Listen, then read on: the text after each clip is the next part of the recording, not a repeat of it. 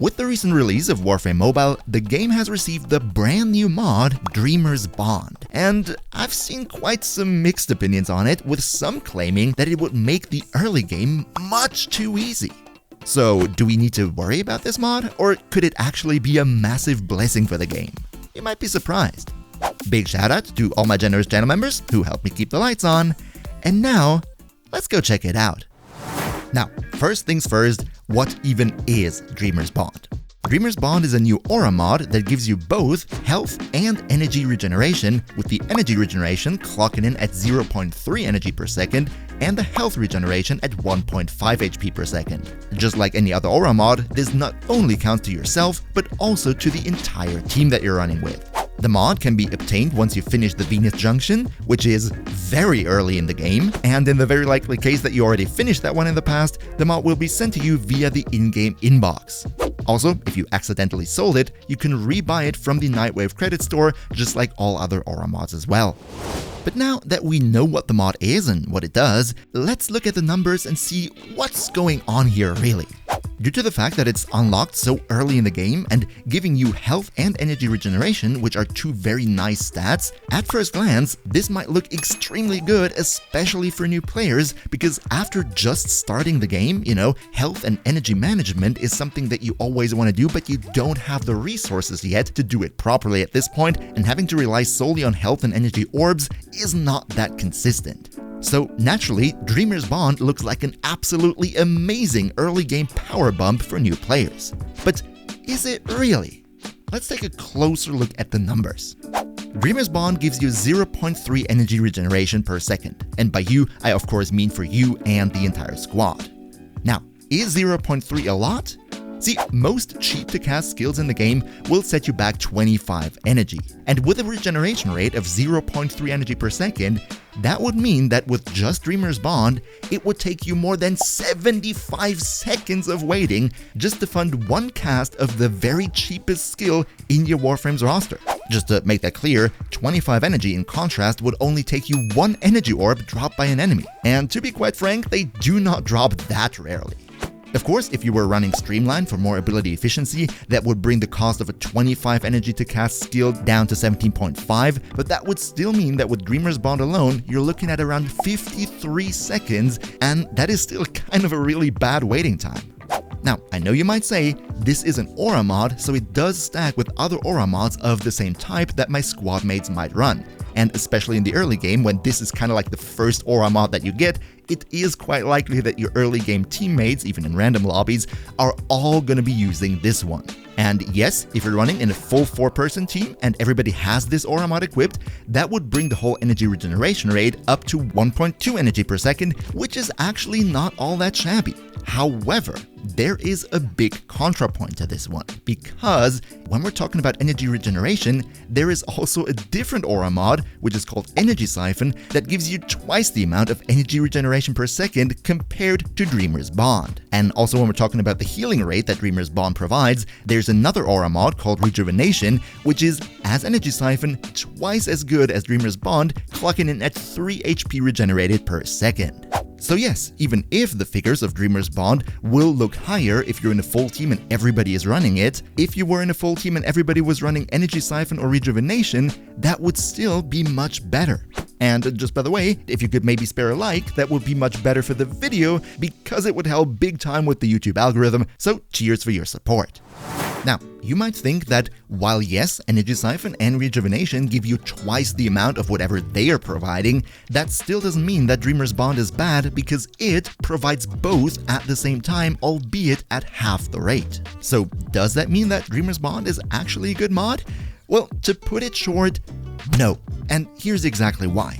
As we just figured out, while Dreamer's Bond is accessible very early in the game, still Energy Siphon does a much better job at energy regeneration. And what I think most people aren't aware is the fact that Energy Siphon is actually maybe even earlier accessible than Dreamer's Bond. See, just like any other Aura mod, Energy Siphon can be accessed through the Nightwave credit shop for 20 credits. And in order to get those 20 Nightwave credits, the only thing you really have to do is finish the very first level of the current Nightwave season, which, to be honest, is probably gonna be easy even for very new players, because there's a plethora of daily and weekly missions that you can do to get those first 10,000 Nightwave XP. Then you will be rewarded with 75 Nightwave credits, which you can not only turn into 1, but actually 3 Aura mods that potentially, hypothetically, are all much better than Dreamer's Bond.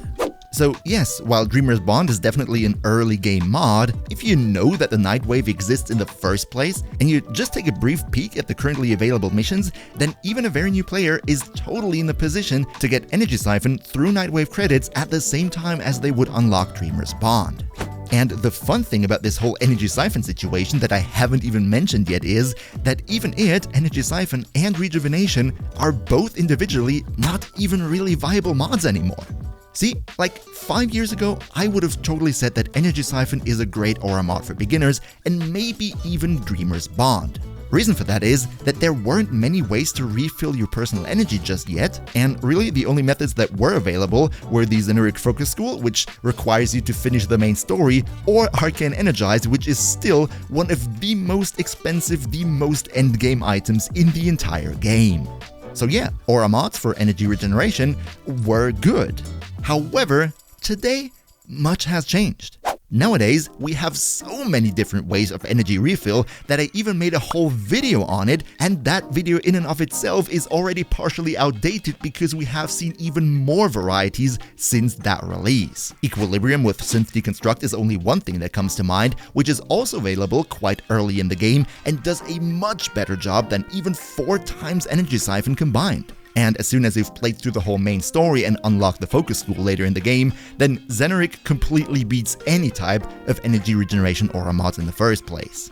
But okay, I've rambled a lot about energy regeneration. However, that only makes up one part of Dreamer's Bond. So how does the health regeneration, how does the healing aspect of it hold up? Well, I'm gonna make it short. Healing is usually not that big of a deal in Warframe because A, in the early game you probably won't need it anyway, and B, there are at least as many different ways of self-healing as there are of energy regeneration, and healing Aura mods are definitely not a good one of them. So if you find yourself in a situation where you feel like you definitely need an Aura mod to heal you because you're taking too much damage, then chances are that the better solution for your problem would be reviewing your Warframe's build and seeing what you could step up there in order to deal better with the content that you're facing. A little bit of healing through an Aura mod will not make a big difference there. All in all, the way I see it, when it comes to energy or health regenerating Aura mods, what we need is actually buffs, not only to Dreamer's Bond, but also to Energy Siphon and Regeneration. With the whole plethora of other methods for energy regeneration and health regeneration, Aura mods really aren't up to speed in nowadays meta anymore. So if you ask me, I would take Dreamer's Bond and just double the values on the mod, which then in turn might justify the point that this is actually a good early game mod. And in turn, if we double that, then we of course also have to double the figures of Energy Siphon and Regeneration, which I would also like to do, because then these Aura mods might become more viable into the mid-game or even later down the line. But what's your opinion on this topic? Do you think that healing and energy regenerating Aura mods are good? Are you frequently using them? Or do you agree with me that, in contrast to the other methods that are available and quite easy to pull off if we're being honest, Energy Siphon, Regeneration, and by that extent Dreamer's Bond are really not viable mods anymore? Let me know in the comments down below. But, and this is a big but, we're not done with the video just yet. So far, I agree, I have given Dreamer's Bond quite a hefty bit of criticism. However, there is one big exception that sets it apart from all the other Aura mods in the game, and this one thing might open a little tiny niche for the mod to exist and actually be really valuable in. Here's what I mean. See, when the update launched that introduces Dreamer's Bond, the devs said in the update notes that initially the mod will launch with a V polarity slot to be able to fit the aura slots of the first starting Warframes, Magvolt and Excalibur, but with the soon coming update, Dante Unbound, they're gonna change that into giving the mod a universal polarity, meaning that no matter which polarity your Warframe's aura slot has, this mod will always perfectly fit in and therefore at max rank will give you 14 more mod capacity. In my opinion, this is great news for a lot of players, and here's why. even if you already have better methods at health and energy regeneration, there is still that one problem that once you get a new frame, they are at level 0 and you want to level them and ideally want to give them a certain build in order to level them faster, and for that, you need mod capacity. Mod capacity that you will not have with the frame on level 0. So for the initial Warframe leveling, what you're always kind of looking for is to give the Warframe just some Aura Mod, doesn't really matter what it does, just having the right polarity to make sure you get that little bit of extra mod space. And especially for those players who do not have an Aura Mod with every single polarity so that they always have something to swap in, Dreamer's Bond might be a huge increase in value.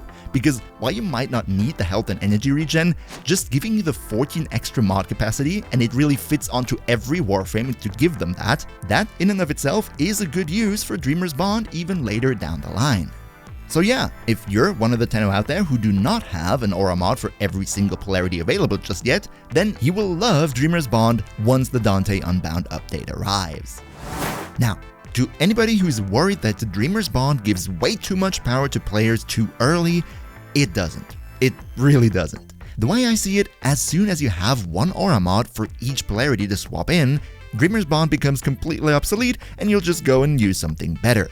And if you want to do better in the game, especially as a new player, then you absolutely gotta avoid these common mistakes right here.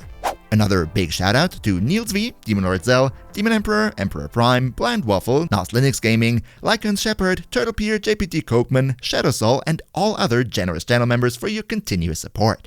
We see each other, hopefully in the next one, and until then, as always, good loot.